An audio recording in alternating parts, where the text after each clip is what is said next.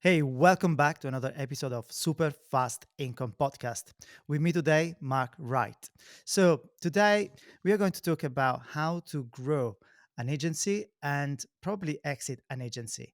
Mark is a 2014 Apprentice winner. He was the Apprentice when he was 25 years old. He's a Forbes 30 under 30. He's a UK Entrepreneur of the Year 2018. So, he's a master in entrepreneurship.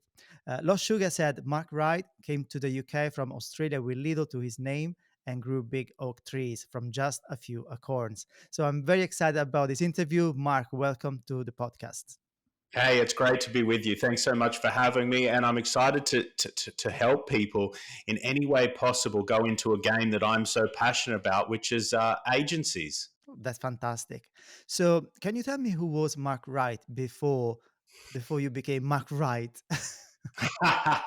Well, he was very much the same person that he is today, and somebody who's still discovering who he is each and every day and working on himself each and every day. But as you can tell from my accent, I'm not from the UK. I'm from Australia, where I'm sitting right now. I'm making you get up nice and early to record this podcast. Um, and Mark Wright was a young boy in the outback of Australia who did very badly at school, who didn't enjoy school, but who I saw my parents working very hard. Both my mum and dad owned their own businesses. My mum owned a hairdressing salon. My dad owned a car garage mechanics, and they loved business. And when I was sitting at the dinner table and we were growing up, all I was hearing as a young boy was about staff, rent, salaries, how much should we create products. So my passion for business started at the dinner table around my family. And when I left school, I went backpacking around the world, where I ended up in the UK. I loved London. And that all led me to find digital marketing, which I found my passion in. And I tried out for The Apprentice. And, the famous story of winning The Apprentice, becoming business partners with Lord Sugar, winning £250,000 and starting Climb Online is like a crazy dream, but it all meant to be for a reason, and it led me into an amazing life, to become an investor and what they call now an entrepreneur. That's an amazing journey. How did you know that digital marketing was your passion? Do you know there are so many entrepreneurs or professionals? And for some of us, I mean, finding your passion is a challenge for the entire life. Uh, Mm. how did you realize that was your passion? I think finding your passion is your obligation of your life. I think you shouldn't stop searching until you find what you love to do, because I don't believe you can be successful or you can make serious money until you do what you love. And when I finished school, I tried lots of different jobs and I was really bad at them. The first thing is I didn't enjoy them. I wasn't good at it. I either got fired or I wasn't a top performer. And I just was looking at the clock to see when my shift ended. And if you're looking at the clock to see when your shift ends, I can guarantee you're not in the right job. And the one thing that I did by accident when I was young was try lots of different things. I kept trying. Worked in a restaurant. I worked in a shoe shop. I washed cars. I tried lots of different jobs to find out what I didn't like.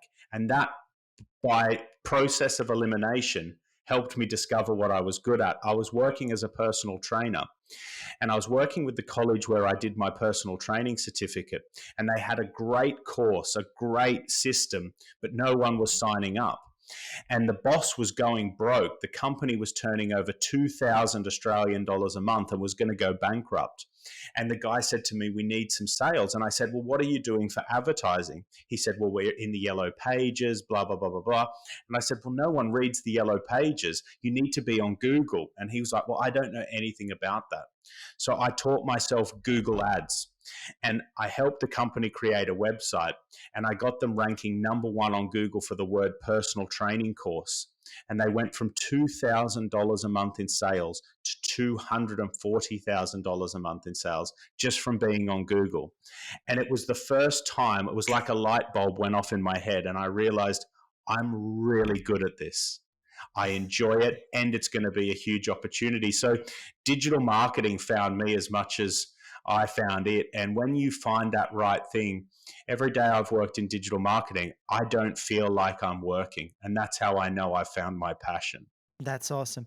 And what do you see? What do you think is the? I mean, you grow this company till, it was like 130 staff before you exited. What do you think is a trait for someone that would be successful in digital marketing? Well, I think it's a trait that means you'll be successful in any industry. You have to be obsessed. And when I mean obsessed, there's few things you need. I read about digital marketing all the time. I'm reading books, I'm watching YouTube videos, I'm learning new softwares, new technology. You have to be hungry for knowledge to continually learn. And you have to be resilient because no business wants to lose their customers to your new agency or business starting up today. So you have to be continually learning and you have to be resilient because your competitors are going to throw shots at you. And if you give up, that's what they're hoping for. So the first 2 years of starting my business was really critical, really painful, really hard, but I was resilient. I just kept learning, I kept consistent, and I kept going forward until my company made it. And I'm thankful for that resilience that I had, and that's what you need to be successful. So continually learn, stay in the game long enough to be successful. How do you get to the front of the buffet line of life? Well, you need to get in the back of the line and stay there long enough to be to the front. We see a lot of young people today, they start a career, they start a business, and as soon as they're not successful instantly, they change, they quit. And I think a lot of the time people want to buy from people they know, like, and trust, and that are experts. You become an expert from experience. So don't expect to be a super success in 1 year. Expect to be a super success in 10 or 20 years, and you will be. So set the right expectations. I think that's very Definitely. important. Yeah, especially when you go on YouTube or all the advertising is promising you to get some great results in a few short months, and then obviously when doesn't happen, people get demoralized and they just give up. 100%. And also, 10 years is actually not a long time. 10 years is going to pass whether you're doing the right things or you're not. And 10 years actually pass like this. And you can become a millionaire. You can create a massive business. You can be living a completely different life in 10 years if you start today. And it's actually not that hard. It can be 5 years, completely honest, but don't expect it to be in 6 months. That's all I'm saying. Set big goals, be realistic with your expectations, and stay in your business long enough to create a brand, a name, and some experience and a track record for yourself. That's a great advice. And so it was 2014. You won the Apprentice. You became partner with the Lot Sugar. Then, how did you start to acquire clients for your agency? What was the plan? It was really, really, really hard. I mean, the first 20, 21, 22 customers was difficult. I mean, I did it old school, cold calling, door knocking, sending LinkedIn messages, sending emails. It was literally just doing anything. And in my first year, I took any business. Some very small customers, two small customers, because I just needed anyone. I needed to get infrastructure into my company. So basically, I just did anything to get the first customers on board because what I understood early in my career is business breeds business. If you get customers coming through your organization, you get referrals, you get upsells and cross sells into different products or customers that spend more. But those first 5 to 10 customers for your business are really hard to get because you don't have a reputation. So I did whatever it takes, to be completely honest with you. And what I found is once I got past 20 or 30 customers, it got a lot easier. And once you get past 100, 200 customers, and you have a bigger team, a sales team, a marketing team, it really does get easier. And as the company starts to get a reputation, reviews, case studies, testimonials, it gets a whole lot easier. So, this is why business and starting a business is so difficult and why so many fail. And you've got to be vicious and you need to be a good salesperson right at the start. Which is something that you don't learn at school. So where did you learn to sell? Where did I learn to sell? Practicing. I watched YouTube videos, I read books, I listened to audiobooks. I think the number one skill of a startup business person, particularly in any form of creative or marketing agency, is sales. If you can be a good salesperson, you'll have a great business, because doing the work is actually the easiest bit of the process. Finding the customers is the hardest bit. Finding someone to give you money for your services is the hardest bit. And sales is probably the most important skill, bar none, that I've learned in business. And it's the Mm. reason for my super success, is because I'm just a better salesperson than my competition. I've watched hours of YouTube videos, read books, studied other great salespeople, and I don't view sales as being a disgusting or a dark trait. Some people hear the word salesperson and they think, ew, sleazy salesperson, car salesman, snake oil salesman. You hear all these sayings. I find sales fascinating. I tell people I'm a salesman the same way someone would tell someone they're a consultant doctor. I'm proud to be a great salesperson. I own being a great salesperson, and it's created super success in the sales systems of my companies. I love it. I love it. So what are some of the beliefs that you have to let go to become successful? Well, the first thing is you need to change the people that you surround yourself with. A lot of the people that you went to school with, a lot of the people that play in your sporting teams or go to your gym are the wrong types of people. You can tell that by the car they drive, what comes out of their mouth, how they present themselves. Um, and we are a reflection of, one, the people we surround ourselves with, and the information we consume. What podcasts are you listening to? What books are you reading? What are you letting come into your environment? Because that will produce the person you become. I read a lot. I listen to a lot of audiobooks. And if you look at my circle, you look at my previous business partner for the last 8.5 years, Lord Sugar.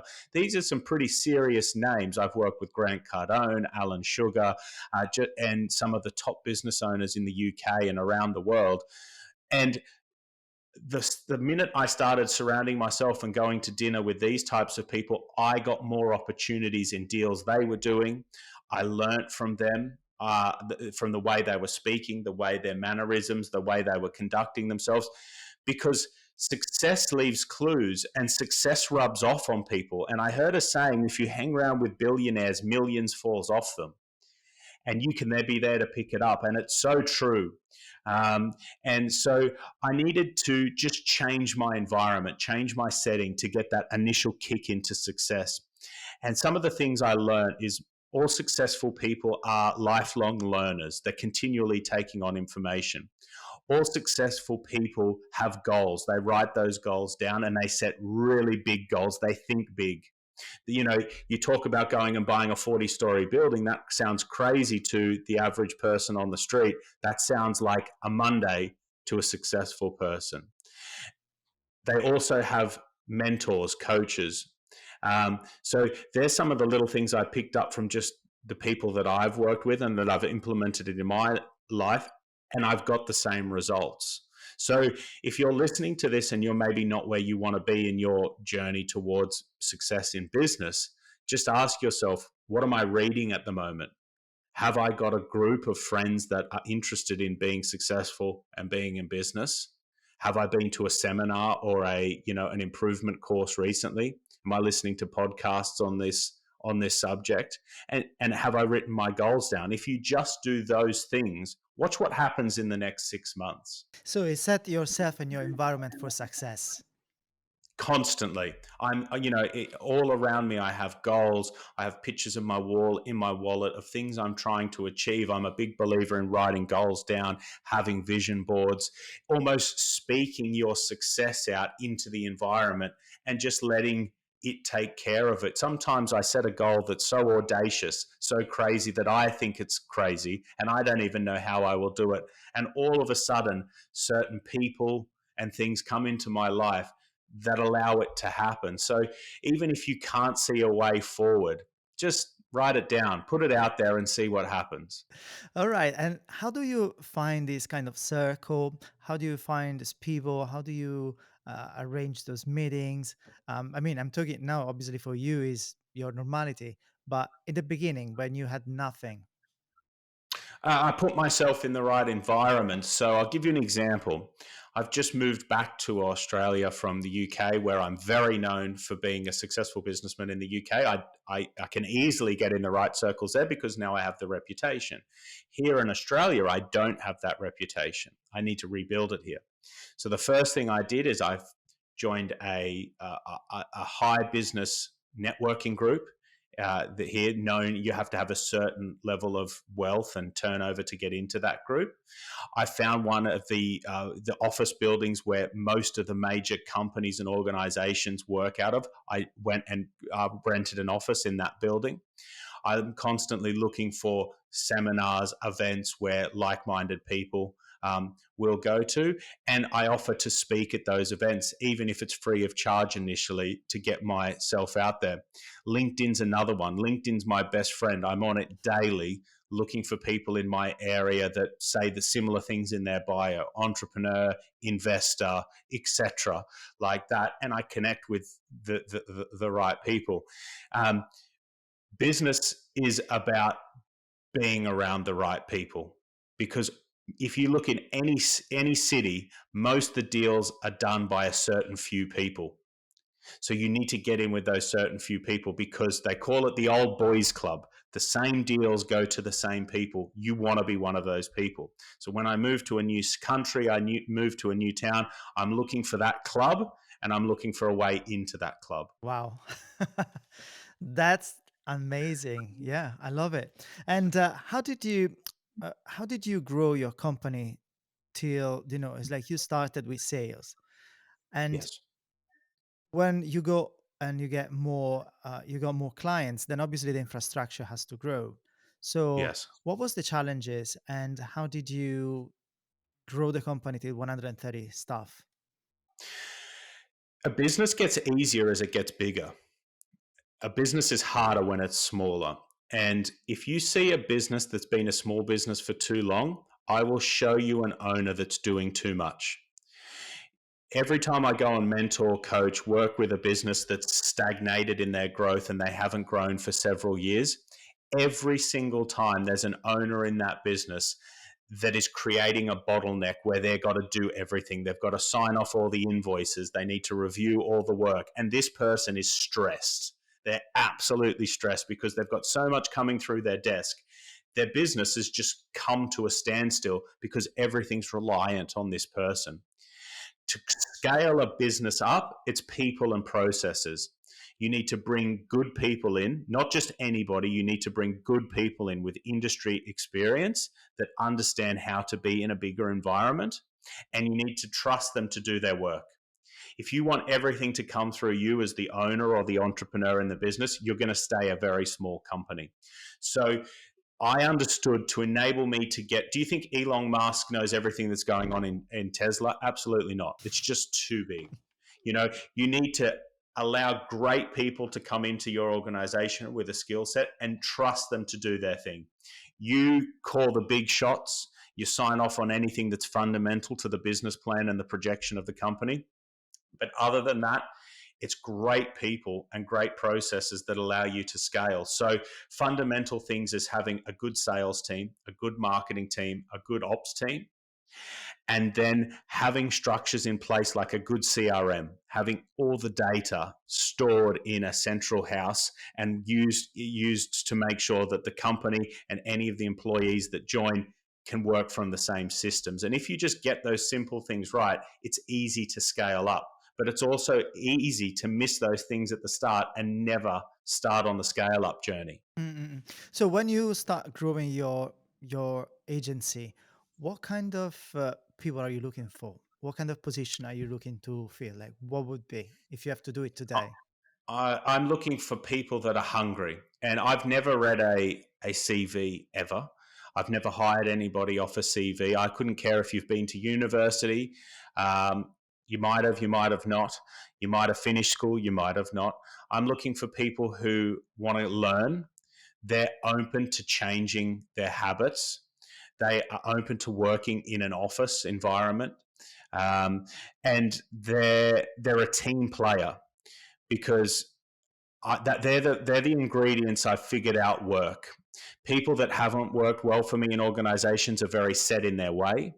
They don't want to be part of a team, and they say, "Well, my previous place we did it this way, or I do it this way." If that's who you are, you're probably not great to go in an environment that's going to be a big environment. So I can teach you anything, but I can't teach you to have a good attitude. You either have that or you don't. And for me, a good work ethic and a good attitude, you can be a star. So those are the traits that you're looking for when you hire someone in Yeah. your company or your agency. What position would you fill first? Like if you were the founder, and so you start getting some traction, you start getting some cash flow coming in, and now you are Yes. ready to make it a business, because usually it's what it is, right? It's start like as a freelancer, so you learn your Yes. craft, and then you start acquiring clients. At some point, you want to scale, so you need more people, process, systems. So Yes. where would you go from there? What would be your plan? Uh, It would depend what my skill sets were as the founder. So I'll give you an example. In my businesses, my skill set's always sales. I'm a very strong salesperson. So my first hire has always been an operations manager, someone for me to go out and get sales and pass them back, and they can do the work. Let's say I'm good at the operations, good at doing the work. I would hire a good salesperson. So it would start with you reviewing what are my skill sets as the founder, what am I good at, and what do I enjoy doing, and what am I bad at, and what do I not enjoy doing, and then the stuff that you are bad at and you don't enjoy, you hire for first. Anything that you're good at and enjoy, you keep doing that until you have more profits to hire out. Our job as the founder is to make ourselves redundant over time.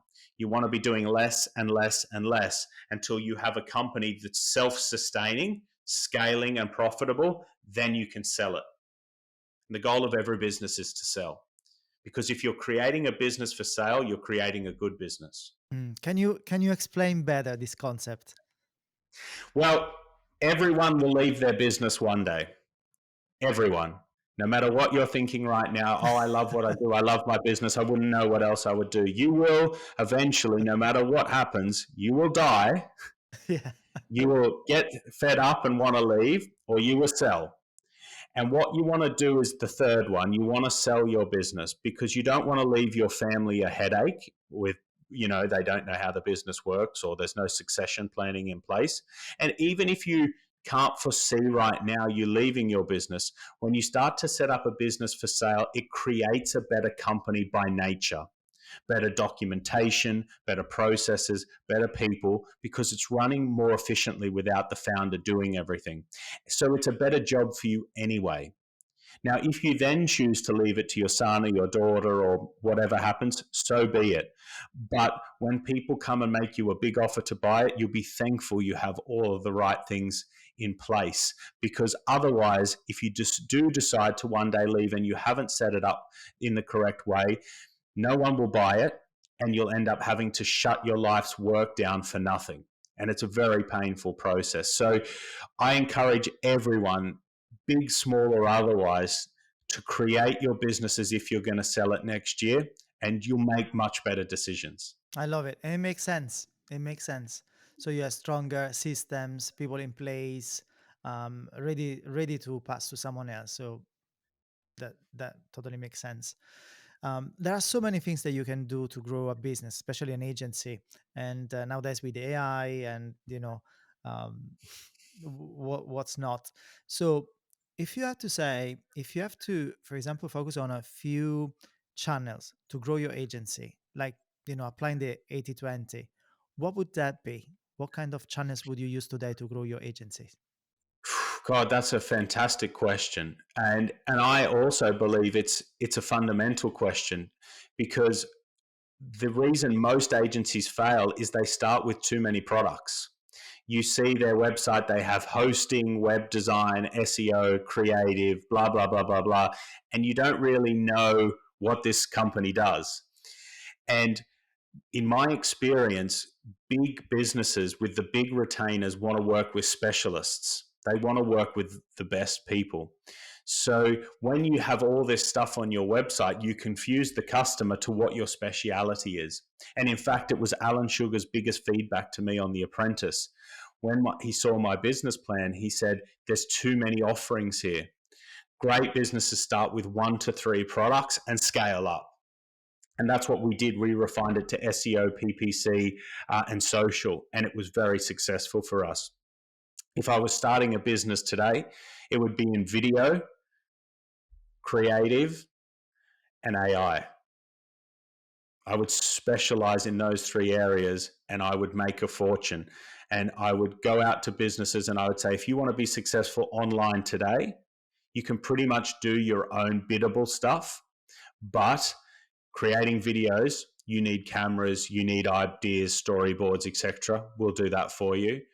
AI, do you agree it's important? Yes, I do.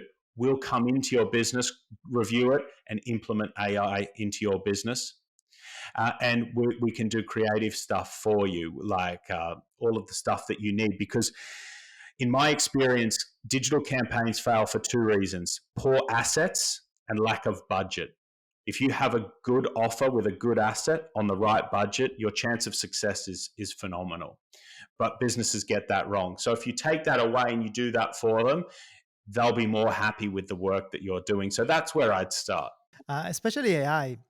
I mean, it's just so new that everyone can really, be an expert very fast because it's just the beginning. It's just the beginning. The playing field is so even. And what I've found is most businesses, in fact, every business agrees that AI is going to be important, but the average business owner doesn't know what that means. They do not know where they start, and they don't know how to implement it safely and effectively into their business. So if you can go in and say to them, I'll just do it for you, they'll pay you a big sum to do That's a great idea for all that. our listeners. I'm making everyone a fortune today. Exactly, exactly. Okay, so after you sold the company, what was your, um, like what did you do? Like what changed in your life? Because obviously you've always been busy building and building and building. Then at some point you exit, and then what happened? Brilliant question. Well, I mean, to be honest, ever since I was a little boy, I imagined selling a company and making millions. I think everyone does when you start a business. You think, what if one day I sell it for millions and millions of dollars or pounds or euros or whatever? And that happened to me, which is unbelievable. So I thought something magical would happen. When you sell your company and millions goes into your bank account, something magical happens. Well, the bad news is nothing at all happened.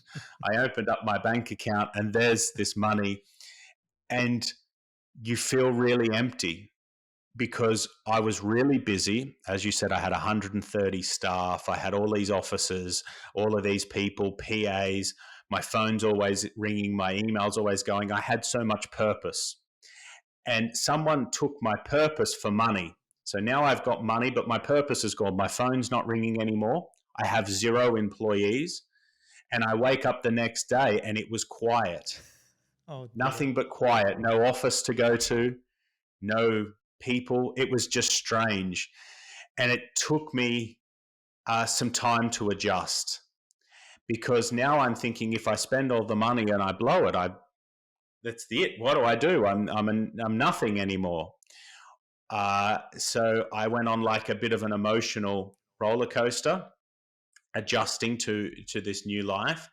And I slowly started to invest the money, buying other businesses. I started other businesses, and I slowly went back into that place to where I'm pretty much busy and got things rolling again.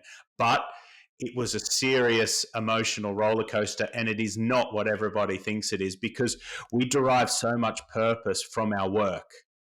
Your work gives you so much personality, it gives you so much purpose. And if somebody takes that away from you, you find yourself asking, who am I?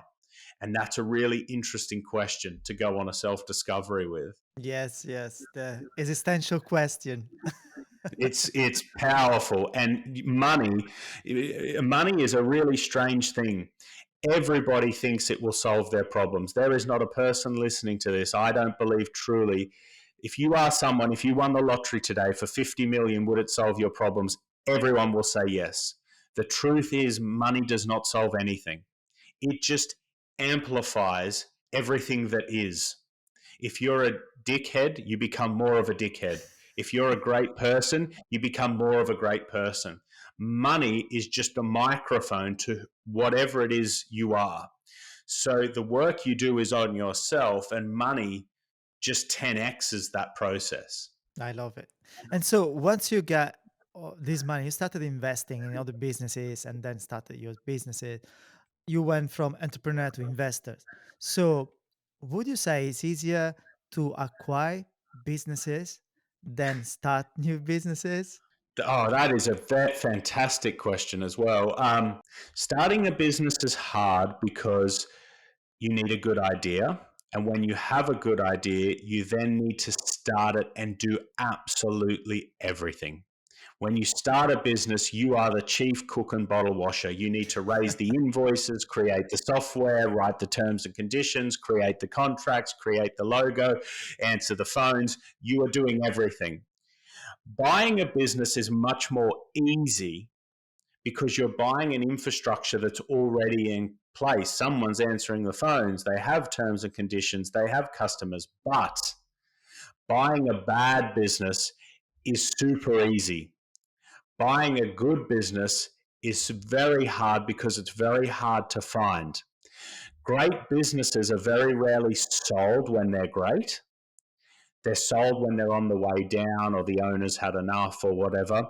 So the answer is buying and building is the way to make a fortune, but it's very hard to find a great business. So my portfolio and the way I spend my days is between creating businesses, so I hedge that risk, and always being on the lookout for that one great needle in a haystack business that I can invest in or buy to add to my portfolio that's going to take my journey to the next level. Now, so far, I've been very lucky.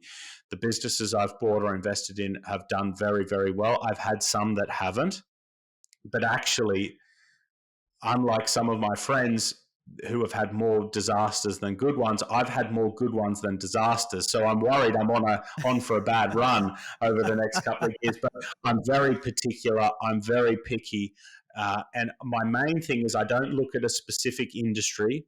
I don't look at specific financials. I'm interested in the founder. I'm interested in the people running the company. So what would you say are your main criteria when you're looking to invest or buy a business? Is if I'm looking to invest, is okay, I sit down with the person who's running the company. How much does this person understand their industry? Are they an expert in their industry? What's their work ethic like? What other interests do they have? Are they got 15 businesses or is this their main focus? And what I'm looking for is somebody that's on the road up to their journey in success. They're an expert at what they do. They're an industry expert.